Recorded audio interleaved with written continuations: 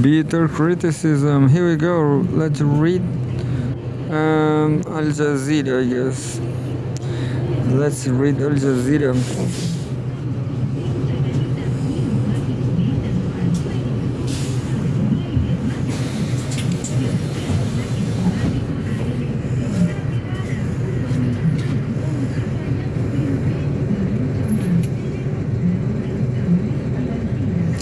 It says Al Jazeera top stories live updates.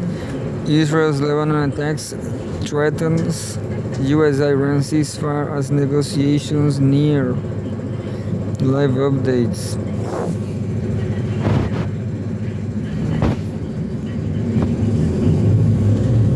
All this is by Lyndall Rowlands and Adam Hancock. April 10. As the US and Iran prepare for talks in Pakistan, Israel continues to bombard Lebanon after killing more than 300 people and injuring at least 1,150 in a single day of strikes across the country on Wednesday. World Health Organization Chief Tedros Adhanom Ghebreyesus has called on Israel to withdraw a forced evacuation order affecting two key hospitals in Lebanon's Beirut area, as the country's health system struggles to treat civilian casualties of Israeli attacks. Iran's Foreign Minister Abbas Araghchi says if the US is willing to, quote-unquote, crater its economy by continuing to allow Israeli Prime Minister Benjamin Netanyahu to, quote-unquote, kill diplomacy by not adhering to the ceasefire, that will be Washington's choice, quote-unquote, choice.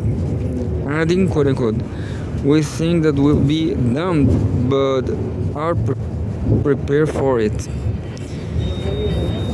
Lastly, Netanyahu says instructions have been issued to start direct negotiations with Lebanon, while Israeli media reports that the country's defense minister said, quote-unquote, the war will not be stopped. Visit our live tracker for the latest casualty figures where Israeli soldiers never die. I'm sorry. 3 minutes, Friday. Oh, it's already Friday in Qatar. Friday, Qatar. 3 minutes ago, more than 60 countries joined Indonesia for condemned attacks on peacekeepers in Lebanon. Oh, I guess I don't know how many Italians died there, but Meloni complained about it. Ambassadors from dozens of countries have joined Indonesia's U.S. envoy Omar Hadi to deliver a joint statement condemning, quote, in the strongest terms, the persistent attacks against UNIFIL, end quote, including recent attacks that killed 3 Indonesian peacekeepers. The joint statement also noted that the peacekeepers from France, Ghana, Indonesia, Nepal, and Poland were injured in the recent attacks in southern Lebanon. The countries are also expressed, quote-unquote, deep concerns over the humanitarian situation in Lebanon, especially the significant civilian casualties, the extensive destruction of civilian infrastructure, and the mass displacement of more than 1 million people, end quote. The UN has said its preliminary findings show that one of the peacekeepers was likely killed by Israeli tank fire on March 29, while 2 more were killed the following day by an explosive device the UN assessed, quote-unquote, was most likely placed by Hezbollah. And there's a tweet on X. A post on X. Permanent mission of Pakistan something. Ambassador Asir Iftikhar Ahmad, permanent representative of Pakistan to the United Nations, participated in the press stakeout convened by Indonesia and France on behalf of troop contributing countries, where a joint statement was delivered underscoring the urgent need to ensure. Anyway, 3 minutes ago again. We're going to see some new live updates anytime soon. Iranian rabbi denounces U.S.-Israeli destruction of Tehran synagogue.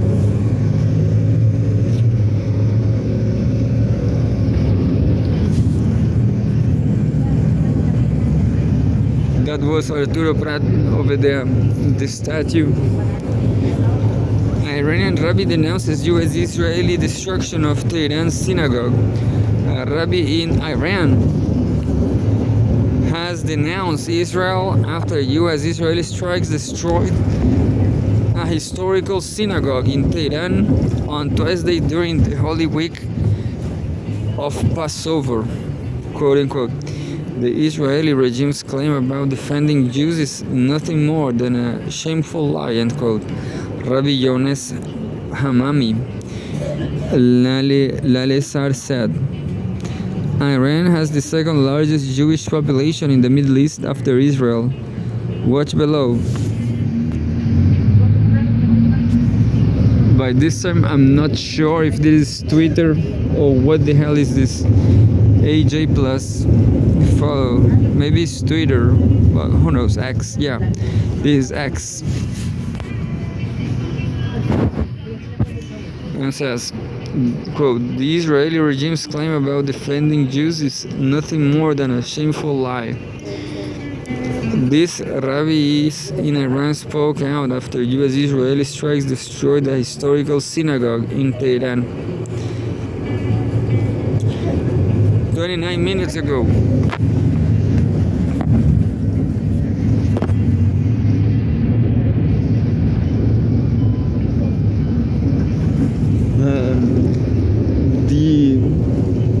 The maritime port. 29 minutes ago, and we have a new live update. A fresh new live update. Japan to release more oil from emergency stockpiles.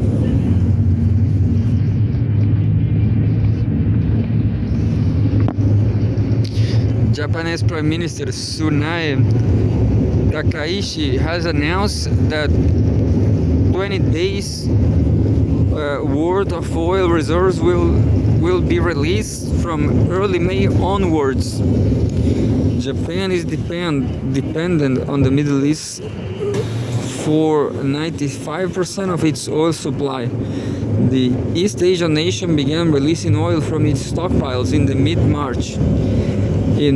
In total, Japan is making available about 50 days worth of oil consumption. As of April 6, the country has enough oil for 230 days in its reserves.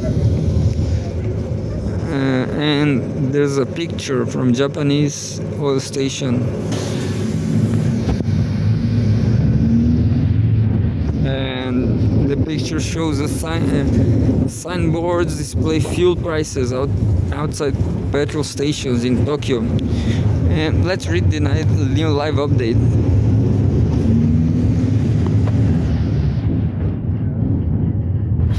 Reading the new live update, would you? April 10, 2 minutes ago, UK Prime Minister Starmer meets with UAE President, British Prime Minister Keir Starmer has been on a whistle-stop tour of the Gulf region following the announcement of a ceasefire between Iran and the United States. Starmer met with United Arab Emirates President Mohammed bin Zayed Al Sana'i and expressed his solidarity with the people of the UAE following Iranian attacks, according to a Downing Street statement. The leaders also discussed the need for a full reopening of the Strait of Hormuz and pledged to strengthen ties between the UK and the UAE. Stormer also visited Qatar, Bahrain, and Saudi Arabia. And let's move on to the 43 minutes now.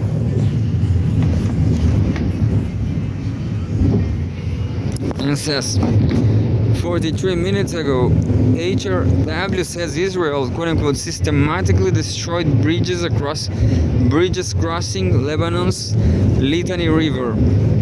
The New York-based human rights organization has said Israeli forces struck 9 bridges over the Litani River and its tributary between March 12 and April 8, leaving only one operational crossing remaining between southern Lebanon and the rest of the country.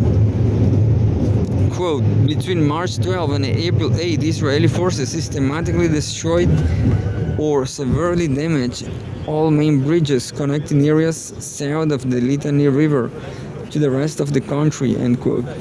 Human Rights Watch said in a new report analyzing the attacks, the Kashmir Bridge is now, quote-unquote, the sole main remaining operational crossing, HRW added.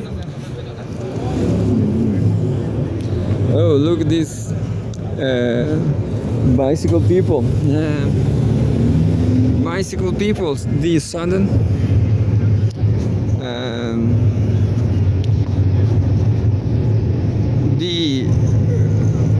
the Kashmir Bridge is now, quote-unquote, the sole main remaining operational crossing, end quote. HRW added.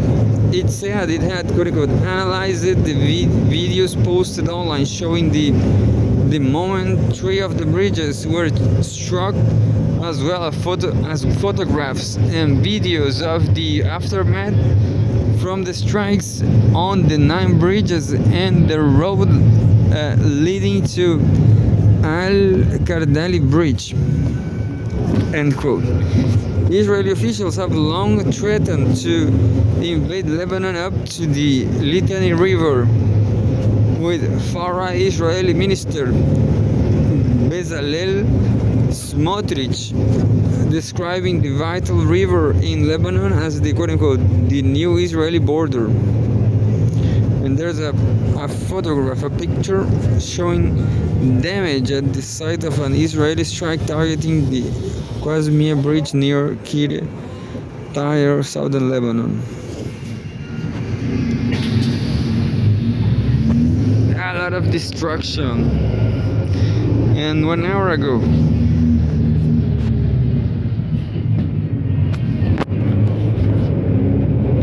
Iranians start to rebuild lives amid war.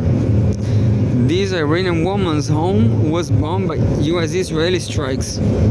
Many like her now have to rebuild their lives as ceasefire talks are set to begin between the U.S. and Iran.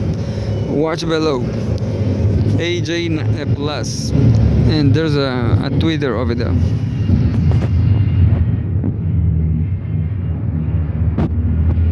The Twitter says the text, this Iranian woman's home was hit by U.S.-Israeli strikes, and even though there was a ceasefire, many like her now have to rebuild their lives. And that's all.